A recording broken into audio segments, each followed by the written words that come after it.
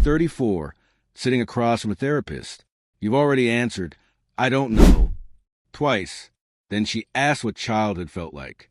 Nothing really happened, you say, and somehow that sentence becomes the entire story. Because nothing happened is never neutral. It means something. People with obviously painful childhoods usually arrive carrying visible scars and clear memories. You didn't. What shaped you wasn't loud or dramatic.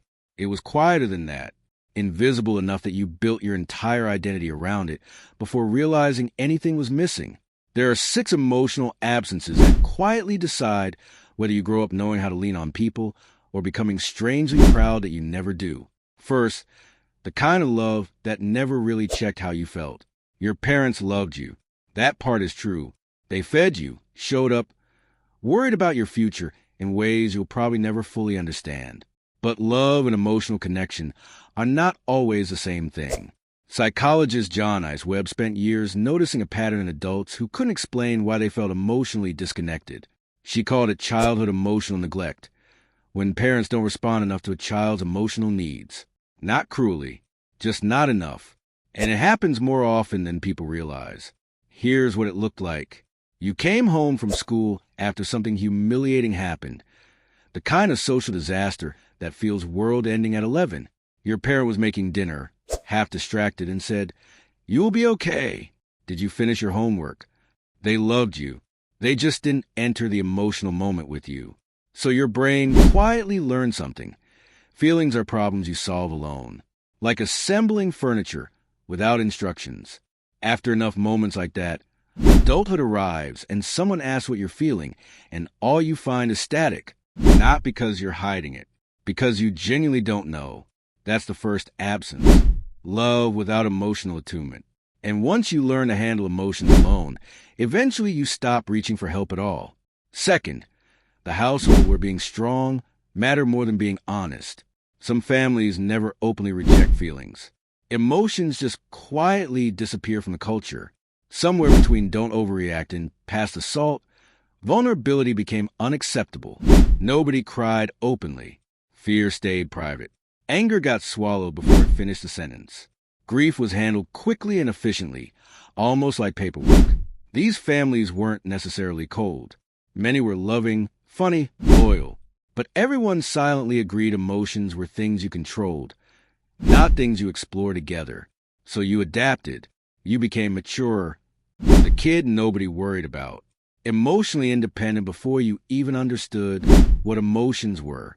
People praised you for needing nothing. What nobody noticed was how lonely that became later. As an adult, you can sit in a room full of people who care about you and still feel strangely detached, like you're observing your own life from slightly outside it. And when someone asks how you feel, "I don't know" isn't avoidance.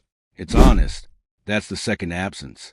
Third, the parent who was physically there but emotionally somewhere else. This one hurts the most because it's subtle. Your parents sat at the table, came to the game, lived in the house. But emotionally, they were trapped inside stress, depression, exhaustion, old wounds, or marriage held together mostly by routine. Their body was present. Their attention wasn't. And children noticed that.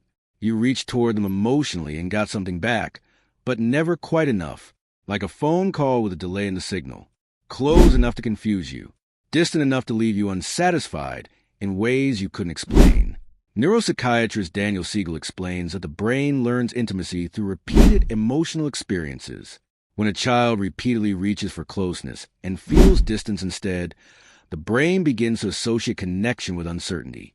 That child often grows into the adult who seems independent, but quietly fears deep emotional closeness. You became exceptionally good at being low maintenance. Not because you didn't need people, because needing people never felt emotionally safe. That's the third absence. Fourth, praise that only appeared when you achieved something. When you got the good grade, the energy changed. When you succeeded, people lit up. Relatives heard about it. Pride filled the room. But on ordinary days, when you were simply existing, nothing really shifted. And without realizing it, you learned a dangerous lesson. Connection is earned through performance. Being yourself didn't seem to create attention. Achieving did. So you became productive, impressive, dependable. always chasing the next accomplishment because the feeling of being enough never lasted very long. You reached goals and still felt empty afterward. The therapist calls it the hedonic treadmill. You call it, why does nothing ever feel satisfying? Same wound. That's the fourth absence. Fifth, the family that looked completely fine from the outside. Some of the deepest emotional neglect hides inside stable-looking homes. No chaos, no screaming, just tension managed through silence and politeness. You were the easy child, adaptable, accommodating, which sounds healthy until you realize it trained you to disappear emotionally whenever things became uncomfortable. Research from John Ice Webb describes parents who genuinely loved their children but couldn't emotionally connect because nobody had modeled emotional connection to them either. The pattern quietly repeats itself across generations. Not cruelty, absence. And absence is harder to explain because there's nothing obvious to point at. The adult version shows up when life falls apart, and everyone assumes you're handling it because you always do.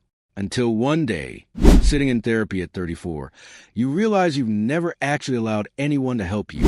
You spent your entire life emotionally surviving alone and mistaking for strength. The therapist calls it compulsive self-reliance. You called it personality. That's the fifth absence. 6. Your parents could not give you what they never received themselves. Most parents who leave these emotional gaps weren't intentionally withholding. They were carrying their own emptiness. They learned to suppress feelings too. They also grew up reaching for emotional connection that never fully arrived.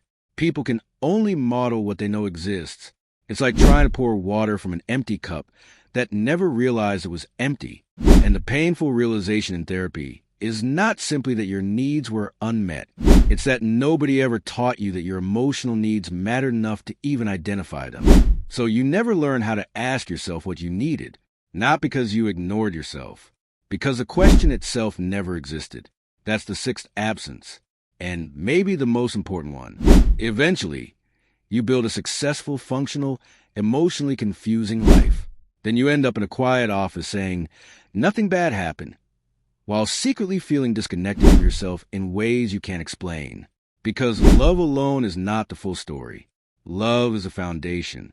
Emotional attunement is what teaches a child they are safe to exist fully, even when they're not performing, succeeding, or pretending to be okay. When that emotional ceiling is missing, you don't notice it right away. You adapt to life underneath it, until one day someone asks how you actually feel, and you realize you've never truly known. That isn't weakness. It's the invisible absence you were never taught to recognize. And the fact that you're finally noticing it now means something important. The pattern can stop with you. Your parents loved you. That mattered, but this matters too.